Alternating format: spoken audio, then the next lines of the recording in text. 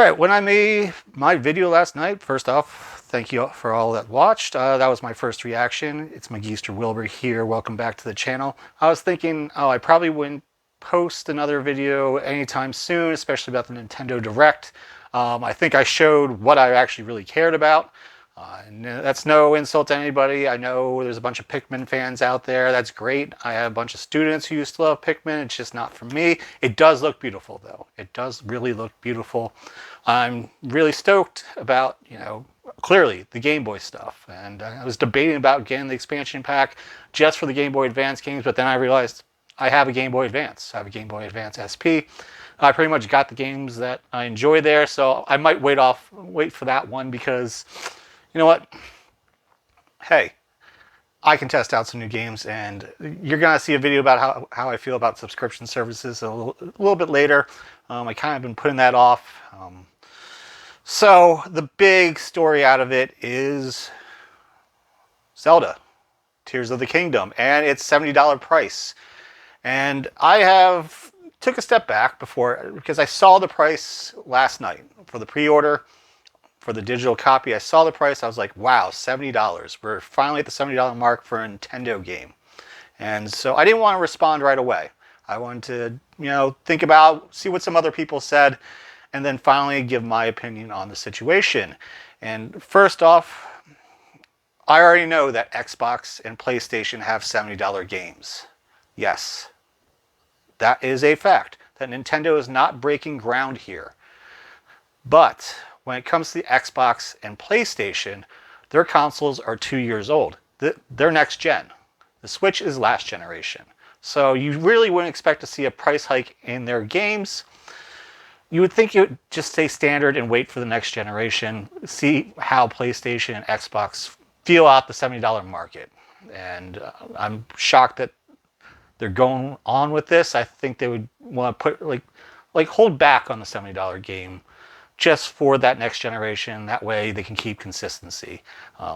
Which gets me into the next point is I see a lot of people online saying how much they used to pay for cartridges on the older systems, such as N64. Well, here's the deal. It took a lot more to build one of these cartridges than it does for a Switch cartridge. These were quite expensive. They're complicated for the time. Yes, they seem simple now. What makes them expensive to make now is simply just finding the old technology. But it was a much harder process. And when they talk about how much they paid for these cartridges when they were younger, they talk about, oh, it was $4.99, $5.99. Now it's or $4.99. Wow, I wish I could get a game for $4.99. No, $49.99. $59.99, and now that's going to be $69.99. That's inflation. No, that's not inflation. People, that is not inflation.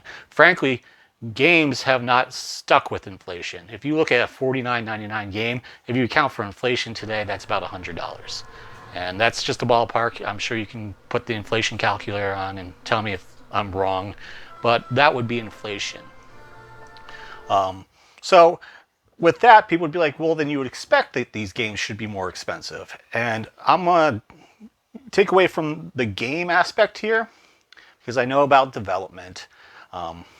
It's something that happens in the technology. And you can see it with laptops. You can see it with computers, actually. Everyone complains about the high end, oh, we're paying $1,000, $1,500. Always complain about Apple with their insane prices. Look at computer prices in the early 90s. $4,000 for a home computer. When it comes to technology, there's something called Moore's Law, where everything starts to reduce at an exponentially rate, making it cheaper. Look at a laptop now. You can get a laptop that functions for most people for about $200. That's brand new. Now, is it the best brand new computer? No. Could it beat out all those old computers? Yes, definitely. You can get a last gen computer for about $500. I know most of the computers I spend my money on are cheap. They're used, and I know how to maintain them. They're not expensive at all. Technology is supposed to get cheaper. And so the fact that we're seeing price hikes in the gaming industry does not make sense. There should have been a large price hike, and probably in the early 2000s when the Xbox came out. That's when you started to see like the highest prices for technology, and then huge drop because everything started to become more efficient, became smaller, easier to manufacture. So that inflationary idea does not work here. It just doesn't happen. Now, if we do want to talk about economic concerns, there is the idea of demand. And the market is going to price it at what people are willing to pay for it. And right now, people are willing to pay that higher price. And I think that's what we're seeing from Nintendo, is that they're looking at Xbox and PlayStation, and they're looking like, hey, they're making that extra $10. Because remember, this was very expensive. That's why they moved to discs. Discs were so much cheaper and easier to make, it reduced the cost. Well, yeah, that's why they're getting rid of the cartridge. Most companies, Xbox and PlayStation, they're kind of done. This is kind of like a bygone thing.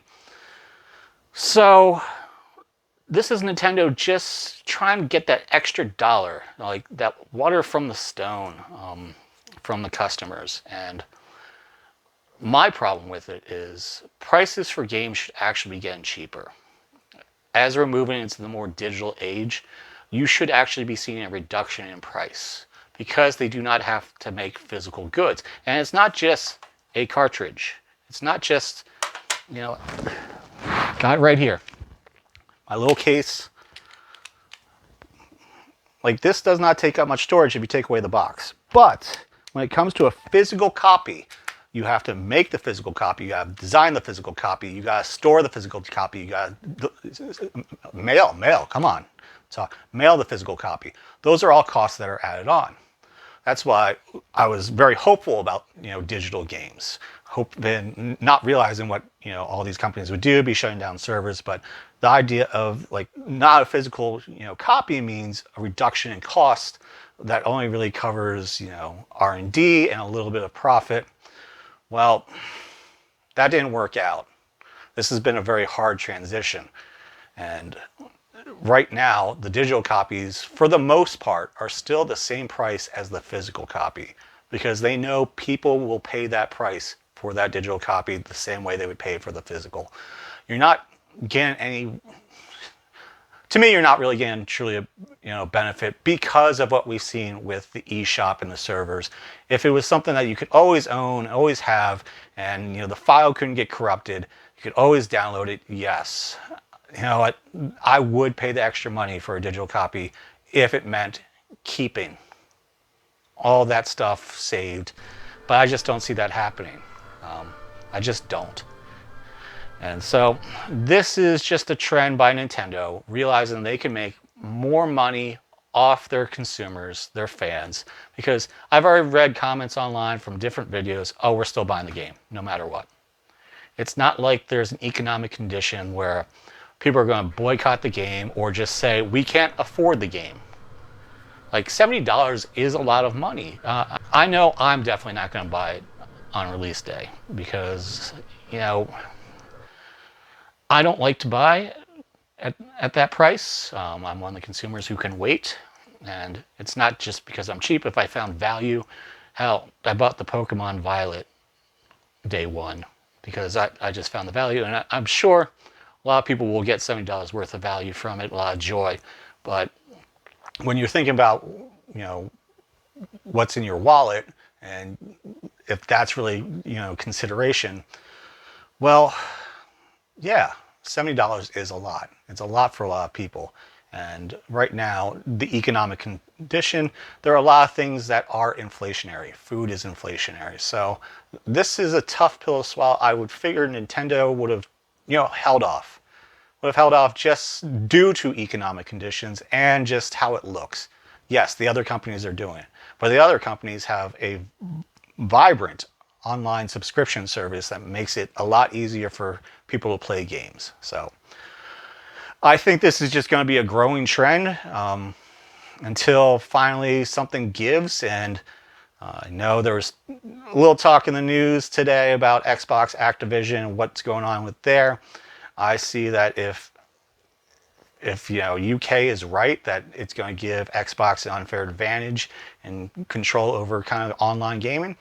You could see a lot of reduction in prices then from competition. But as of right now, people are willing to pay $70. They're going to charge $70. And I don't doubt that new games, new Mario, new Pokemon, any new games. Last night I was like really hoping that they're going to announce a new F-Zero series. That's probably going to be $70. So this is kind of the new normal for us. Well, give me your opinions in the comments. Thank you for watching towards the end. Make sure you hit that subscribe button, trying to hit 1,000 subscribers this year. So you're an amazing person. Love you all. Bye.